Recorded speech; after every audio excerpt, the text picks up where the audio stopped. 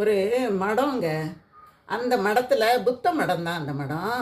அந்த மடத்தில் எல்லாரும் இரவு நேரம் ஆயிட்டுது, எல்லாம் சாப்பிட்டுக்கிட்டு அவங்கவுங்க போய் படுத்துட்டாங்க. ஒருத்தருக்கு மாத்திரம் குளிர் ரொம்ப தாங்கவே முடியல. அந்த மடத்தை விட்டு வெளியில் வந்தார். அந்த பகுதிகளை அப்படி சுற்றி கித்தி பார்த்தாரு, ஏதாவது கிடைக்குமா அப்படின்னு பார்த்தாரு. ஒன்றும் கிடைக்கல. திருப்பியும் உள்ளே போய் இருட்டில் எதையோ தேடுறாரு. ஏதோ குண்டு குண்டாக கொஞ்சம் மரத்தில் ஏதோ கிடைக்கிது. அதை எடுத்துக்கிட்டு வந்து உடச்சி போட்டு நெருப்பு வச்சு அதை வந்து கொளுத்தி குளிர் காஞ்சிக்கிட்டு இருக்காரு.